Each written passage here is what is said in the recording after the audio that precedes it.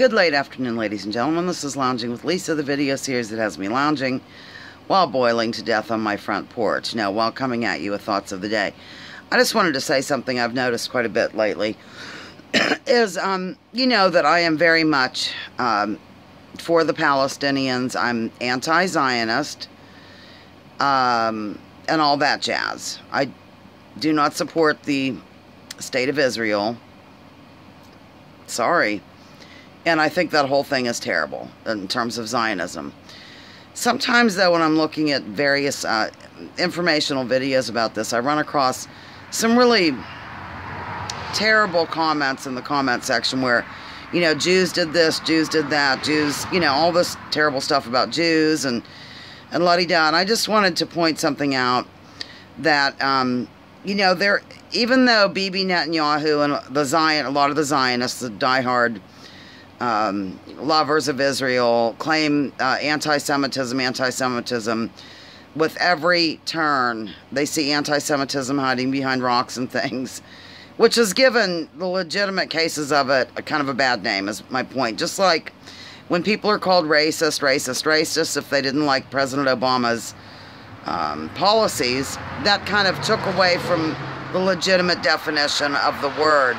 So I just sort of wanted to come at you and say that there is legitimately something called anti-Semitism, and there has been in our lives. And you have to remember, I mean, a lot of people say Jews are kind of clannish and they stick to themselves and they think Gentiles are horrible, and a lot of that's been misconstrued. I don't want to get into a Talmud or a Torah segment, really.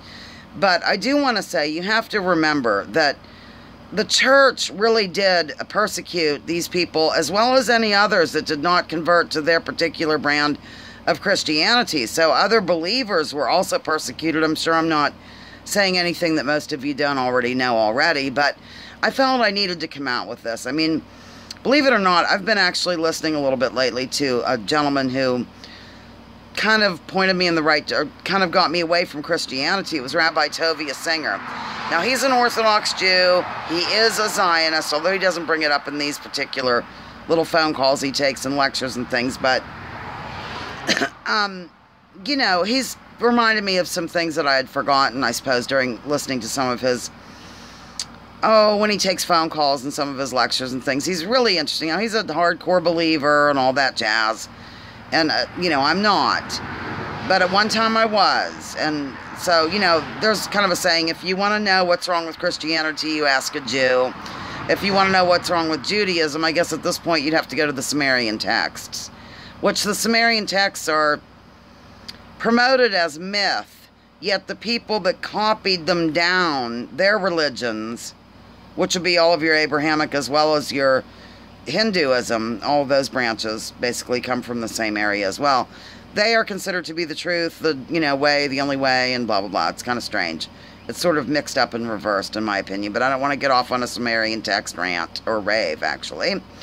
Just wanted to let you know, there are legitimate cases of anti-Semitism in the history of the world. A lot of hideous, terrible things happened during the Crusades, not only to Jews, of course, but to Christians that didn't buy into the official church's narrative. So that's all. I just, once again, I do not want to ever blur the lines of legitimate anti-Semitism. It's just a shame that, you know, some of these people have dug their own graves when it comes to that, because everything to them is anti-Semitic. Just like for some people, everything is racist.